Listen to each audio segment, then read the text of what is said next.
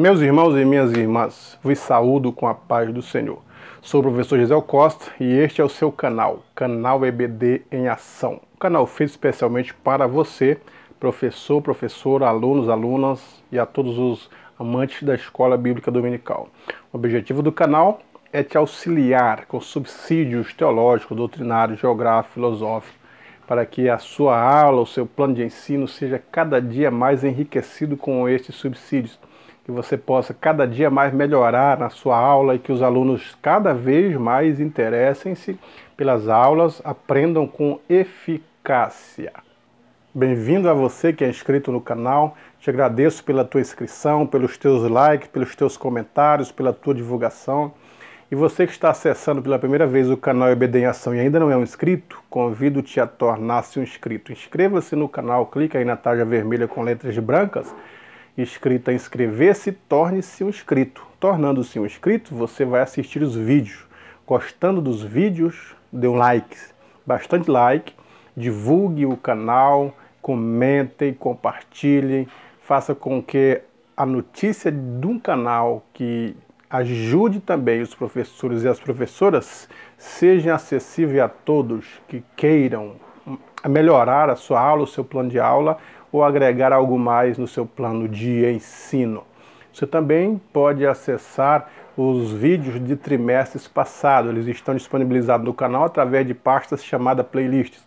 Dentro de cada pasta dessa está o trimestre inteiro. Você acesse também os vídeos antigos e quiser divulgar, esteja à vontade. Ative o sininho, tem um sininho aí no seu canto direito do vídeo, porque quando você ativa o sino, você é notificado de vídeos novos. Toda vez que eu posto um vídeo aqui, e os vídeos eu posto a cada semana, tanto das lições de jovens quanto das lições de adultos, então você vai receber uma notificação. Aí você vai lá e assiste aí em primeira mão depois de notificado.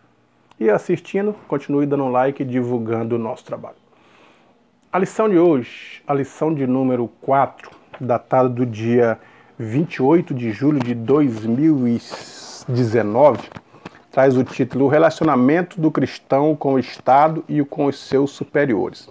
O texto do dia está em 1 Pedro 2, capítulo 13 e 14. Sujeitai-vos, pois, a toda a ordenação humana por amor do Senhor, quer ao rei como superior, quer aos governadores como por ele enviados para castigo dos malfeitores e para louvor dos que fazem o bem. A síntese. As Escrituras ensinam que o cristão deve se submeter às autoridades constituídas, porque toda autoridade provém de Deus, com o propósito de punir o mal e beneficiar a vida em sociedade. Então aqui nós temos lições da nossa conduta com os superiores, com o Estado, com as instituições que elas foram delegadas para manter a ordem e para manter a lei, e sejam as instituições também que delegam ensinos à educação, à religião, à igreja em si, qual que é o nosso relacionamento com ele? Ou a instituição familiar, qual que é o nosso respeito com os pais, as autoridades paternas e etc. Então a lições está voltada para este ponto, e no primeiro tópico aqui o comentarista fala a conduta exemplar dos peregrinos que abstêm-se das paixões carnais. A conduta exemplar dos peregrinos, porque nós vivemos em uma terra que não é nossa. Quer dizer, a nossa pátria não é aqui. A nossa pátria é no céu. O nosso destino é o céu. Nós somos forasteiros por esse caminho, somos peregrinos por esse caminho. E então nós temos uma conduta, passamos por este mundo, mas não somos do mundo. Então o nosso comportamento deve ser diferente das pessoas que estão no mundo. É nesse aspecto aí que a lição está falando. E uma das coisas é abster-se das paixões carnais. Quando fala da relação à carne, não é a carne do corpo. Que a Bíblia fala da carne dos homens, a Bíblia fala da carne dos animais, a Bíblia fala da carne das aves, a Bíblia fala da carne dos peixes, e a Bíblia fala da carne humana também. Agora, as paixões carnais está relativa aos desejos que estão inseridos na alma. E Paulo ele deixa claro, ele não faz uma relação, não de todas as obras da carne, mas algumas ali em Gálatas 5, 18, 19, dizendo que as obras da carne são manifestas, as quais são prostituição, adultério, lascívia, glutonaria, heresia, dissensões, discórdia. Ele vai fazendo uma relação de coisas que estão inseridas, pensamentos impuros, e no final ele diz assim, e coisas semelhantes a estas, quer dizer, ainda há outras. Ele poderia fazer uma outra relações que não estão ali em Gálatas 5:22, mas que estão envolvidas com as nossas paixões humanas. E esses desejos, essas coisas citadas, que são abstratas, não são concretas, muitas delas estão inseridas na alma humana. E quando o cristão ele aceita Cristo, não há uma mão invisível que entra na alma e tira todas as obras da carne. Então ele não tem mais pensamentos maléficos, não significa isso. Não significa que ele não tenha mais desejos maléficos, desejo para o mal. Não significa isso. O cristão ele vai conviver com isso, ele vai dominar isto. Através dos ensinos dos frutos do Espírito, ou o cristão que vive sobre os domínios do Espírito, ele vai mortificar as obras da carne, vai deixar elas quietas ali. Elas não devem mais ter ação na nossa vida, não vão ter mais influência sobre a nossa alma, conduzindo-nos para a prática daquilo que está arraigado na alma. Mas ele vai mortificar as obras da carne, deixando elas inertes. É essa que é a ação do cristão. Mas isso é através das obras do Espírito, dos domínios do Espírito, do fruto do Espírito, a vivência em Espírito, conforme Paulo diz. Agora vivo não mais eu, mas Cristo é quem vive em mim. Então Cristo vivendo em nós damos vazão para a palavra, para a prática da palavra. Aí nós vamos mortificar. Essas obras da carne estão inseridas em cada um de nós, mas elas estão quietas, estão mortas. Não estão em ação, em atividade na vida cristã. Segundo ponto do primeiro tópico, fala da abstinência cristã. A abstinência, toda vez que falamos abstinência, parece-me que é somente abster-se de bebidas alcoólicas. O cristão não bebe. Mas não somente isto, mas de uma série de outras coisas. Tudo aquilo que toma o lugar de Deus. Às vezes nós temos excessos de internet, o tempo maior gasto a gente passa sobre a internet. E deveríamos estar lendo bons livros, estar fazendo culto doméstico, estar visitando, recebendo amigos, um momento com a família, ou até mesmo lendo a Bíblia, orando. Todos esses tempos e espaços estão ocupados com a busca pela internet. Então abster-se também, ter o equilíbrio sobre a internet, o trabalho em si. Nós temos o tempo dividido para a adoração, para a família, para descanso, para o trabalho. E às vezes não sabemos dosar o tempo, fazer uso dos tempos adequados das etapas da nossa vida. Então a abstinência de certas coisas também é necessária. É tudo aquilo que toma um maior espaço prejudicando outro tempo, tudo aquilo que toma o lugar de Deus, ou da obra de Deus, ou das nossas relações com Deus, eles devem ter um equilíbrio, e a gente deve se abster-se disso. Então também a abstinência não é só o uso de bebidas, porque às vezes falamos só nas questões de vícios, as questões da bebida, e esquecemos os outros fatores que são preponderantes na vida cristã. O exemplo de conduta, Pedro fala qual que é a nossa conduta em relação aos demais. As pessoas devem observar que a nossa conduta é diferente das pessoas mundanas. O cristão em si próprio ele deve ter uma conduta diferente. Conduta com o quê? Com tudo, em relação à fidelidade, nos tratos, a Bíblia fala disso, ser fiel nos tratos, tratamos o cumprimento com aquilo que tratamos, os contratos, nossa fala, a nossa compra e venda, as relações sociais, as questões até com os nossos inimigos. Como que o mundo ele trata o seu inimigo? Como inimigo. Mantendo ele distante, mantendo ele longe, falando das desqualificações, dos defeitos do inimigo. Já a Bíblia diz assim, como que nós devemos ter o relacionamento com os nossos inimigos, se temos inimigos? Tratar eles bem, bendizer os que vos perseguem. As pessoas estão perseguindo, caluniando, fazendo mentira, e o nosso comportamento? Dizer bem deles, ter palavras positivas, palavras de qualidade para colocarem quem quer-nos o mal. Jesus chamou Judas de amigo, amigo a que vieste. E não só da boca para fora, mas o considerava. Inclusive, tinha confiança nele porque confiava-lhe a bolsa com dinheiro. E às vezes nós não temos essa qualidade. Ou como que nos comportamos diante da sociedade. Às vezes a sociedade olha para o nosso comportamento e diz, não há mudanças. Da mesma forma que eu, que não sou cristão, trato as minhas coisas, o cristão também trata. Da mesma forma como ele se comporta na sociedade, eu me comporto. Então, qual a diferença? Então, o cristão ele deve ser luz. O que é luz, ele brilha. Tanto na fala, no trato, no comportamento, no trabalho, nos estudos, em tudo.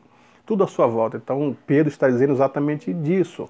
Até no sofrimento. O sofrimento de Pedro em relação às calúnias, o sofrimento de Paulo em relação às calúnias. Ele diz que às vezes trabalhou com as suas próprias mãos, né, para não ser pesado aos irmãos, porque alguns estavam dizendo que ele só era apóstolo por causa do benefício das finanças que o apóstolo desfrutava. E ele então chegou aos Tessalonicenses e falou: vós e Deus, Tessalonicenses, são testemunha de qual santa, justa e pia me portei para convosco. Então este é o comportamento cristão, uma vida santa, uma vida justa, uma vida pia.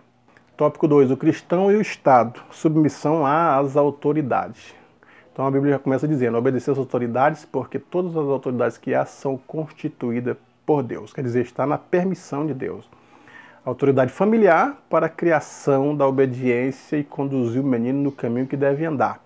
A autoridade educacional para conduzir o aluno aos conhecimentos conduzir os alunos aos conhecimentos pelos quais ele vai precisar no âmbito profissional. A autoridade espiritual, como a igreja, deve ser obedecida, segundo a ordem bíblica, para que eu e você tenham uma vida equilibrada, uma vida espiritual, uma vida com Deus. A autoridade das instituições de segurança, a polícia e etc., elas são para manter a lei e a ordem. Elas não vão trazer qualquer delinquência para aqueles que cumprem a lei e a ordem, mas para aqueles que estão fora da lei. O Estado da mesma forma. Então, todas as autoridades que há são constituídas por Deus. Então nós vamos obedecer às autoridades, porque Deus o constituiu para o bem da sociedade. A obediência ao Estado é o segundo ponto do segundo tópico. Obedecer ao Estado enquanto este não infringem as leis divinas. Porque a partir do momento que o Estado ele contraria aquilo que nós cremos, aí já não há mais digno de confiança ou de obediência. Mas enquanto o Estado estiver fazendo o seu papel de Estado, de distribuição de renda, de atender a sociedade, uma série de coisas. Nós queremos falar aqui sobre os termos jurídicos e nem sobre os termos políticos, porque não é a proposta. É simplesmente falar um pouquinho de cada um e nortear o professor sobre este aspecto. Então, enquanto o Estado ele está fazendo a sua função de acordo com a palavra e não infringindo a palavra de Deus, é digno de ser obedecido. Mas a partir do momento que o Estado ele começa a interferir na igreja, a interferir na família, a interferir na nossa fé, na nossa crença, na nossa regra magna, que é a palavra de Deus, aí ele não é digno de ser obedecido. Antes, obedecer a Deus acima de todas as coisas, porque nós vemos também na questão do Império Romano, os cristãos deveriam, segundo a ordem do Estado, adorar os Césares. E os cristãos só adoram a Deus porque é mandamento bíblico. E muitos deles foram para as fogueiras, foram para as fornalhas, foram para os leões e para os gladiadores. Preferiram obedecer a Cristo do que obedecer ao César. Eles morreram na sua fé, morreram acreditando em Cristo, mas não negaram a sua fé. A liberdade do cristão, então independente do Estado, do governo, o cristão é livre. Ele é livre em si. Nós já temos a liberdade religiosa, a liberdade cristã, somos livres da escravidão, do pecado. Agora, muitos vivem em regimes que não é democrático. E mesmo assim eles não vão entrar sobre esse regime obedecendo nos seus pormenores. Mas muitos até contrabandeiam Bíblias para um bem maior, que é o bem da palavra de Deus. Eles não obedecem certas regras de estados, de países, porque contrariam a sua própria fé, a sua própria crença. Terceiro tópico, o cristão e seus superiores e a submissão aos senhores. Então, tanto Paulo quanto Pedro, nós vemos a carta de Paulo a Onésimo, dizendo que os escravos deveriam obedecer aos seus senhores, dentro dos termos, mas também dizia para o senhor qual que era o trato para com o escravo. Paulo não vai contrário à abolição da escravatura naquele período, mas dá ordens que ajudam muito as autoridades hoje a entender as questões de autoridade. Enquanto os patrões estão como autoridade para manter a ordem da empresa, para manter o sustento do empregado, ele deve então ser obedecido. As questões de horário, as questões de compromisso. O cristão não deve colocar acima os seus anseios do reino de Deus em detrimento do seu trabalho. Tem muitos que faltam trabalho para evangelizar, muitos que faltam trabalho para estar presente em alguma atividade da igreja. E isso não é bom, porque vai causar então o conflito entre empregador e empregado. Mas a obediência às ordens da empresa, a obediência às questões democráticas de trabalho, essas leis trabalhistas em si, de uma forma geral, ela deve ser obedecida e levada em comum acordo, se ele aceitar. Agora, todos os patrões e as empresas que vierem contrário à fé cristã, estipulando questões que vão contrariar, aí já não é digno de ser obedecidas, né? O cristão, ele sabe o seu limite dentro da empresa e sabe o seu limite para com o seu patrão. Agora, dentro de um contexto espiritual, tanto o patrão quanto o empregado que servem a Deus, os dois são servos de Deus, os dois estão no mesmo patamar. Ninguém tem privilégios dentro dessa visão cristã. Não é porque o patrão tem mais dinheiro do que o servo que ele tem mais privilégio diante de Deus, que ele tem mais afinidade diante de Deus. Diante de Deus todos somos iguais, tanto rico como pobre, tanto culto quanto ignorante. Então, dentro da perspectiva divina, não tem essas questões. Todos somos irmãos. Paulo diz isso a Onésimo falando nesse aspecto aí. Que diante de Deus todos somos iguais, tanto o culto como o inculto, quanto o intelectual, quanto o ignorante, o analfabeto, o rico, quanto o pobre, todos são iguais. Deus, ele não observa as questões que nós temos, mas o que somos. O que nós somos? Somos criatura de Deus, somos filhos de Deus, somos dependentes divino e carentes da graça de Deus. Então ele vai nos beneficiar com a graça, proporcionar salvação e comunhão com ele. Não pelo que temos, mas pelo que somos. Somos criaturas dele. Então é nesse aspecto espiritual que é o tratamento. Agora, dentro do aspecto material, cada um tem os seus limites. Tem os patrões que têm condições de mandar e estipular condições para o empregador. O empregador, então, obedecer e dar-lhe a troca através do seu trabalho. Seguindo os passos de Jesus é o segundo ponto do terceiro tópico. No seguir Cristo, ele estava preocupado com o pobre, com o necessitado, andou fazendo bem, evangelizou, deu ordem. É o nosso passo, nós ter a mente de Cristo, seguir a Cristo na humildade, nos propósitos. E ele, então, ele não fez acepção de pessoas, ele foi no leproso, atendeu a necessidade do leproso, mas também esteve na casa de Zaqueu e atendeu a necessidade de Zaqueu. A igreja em si, os cristãos também devem ver o necessitado. O nosso próximo nosso que nós devemos ajudar e amar como a nós mesmos não é o rico e nem é o pobre, mas aquele que está próximo de nós precisando da nossa ajuda, do nosso conselho, da mão estendida. Então esse é o nosso próximo, que está próximo precisando. Então este é o próximo que devemos ajudar, tanto cristão quanto incrédulos. E por fim, o comentarista fala da crise de autoridade, porque nós vivemos nessa crise moral, crise de autoridade. As famílias onde os filhos matam os pais vivem em conflitos com os filhos, vivem nesse conflito onde os professores não têm mais autoridade, não é mais uma autoridade dentro da sala, através de leis, de pensamentos fora dos padrões. Os professores têm sido achacados, têm sofrido, os alunos têm sido exaltados dentro de si, tanto os pais, quanto os alunos, quanto os professores, quanto as polícias, quanto os patrões, quanto diversos outros líderes estão nessa crise de autoridade. Até porque esse princípio da autoridade é estabelecido por Deus, constituído por Deus. Essa hierarquia existe até no céu, essas questões de ordem, e Deus instituiu a partir da família e depois da igreja e do Estado. Ele permite toda essa organização. Então o diabo ele vem para desfazer as obras de Deus, vem para destruir as obras de Deus. Acabar com as questões de autoridade, porque acabando com as questões de autoridade, não há mais uma hierarquia, não há mais uma ordem, não há mais uma progressão. Então esse é um pensamento maléfico. Agora, o que a Bíblia diz é que Cristo para isso mesmo se manifestou, para desfazer as obras do diabo. E ele se manifestando, ele nos abriu a mente, nos deu entendimento, e através do entendimento da palavra de Deus, nos reunimos para estudar e trazer as práticas que condizem em respeito com a vontade de Deus, que é ser submisso uns aos outros, ser submisso às autoridades dentro dos padrões bíblicos, manter a lei, a ordem e as autoridades que estão instituídas por Deus, nós obedecemos a ela segundo os preceitos divinos. Portanto, professor e professora, que você possa passar isso aos nossos alunos, que eles possam ter um entendimento do que é o Estado, do que é a vida cristã mediante isso, e ter a clara ideia de autoridades e nós então está submisso a ela segundo os preceitos de Deus. Que você tenha uma aula maravilhosa e que seus alunos cada dia mais possam interessar-se por suas aulas e estar presente aprendendo e praticando a palavra de Cristo. Deus em Cristo te abençoe.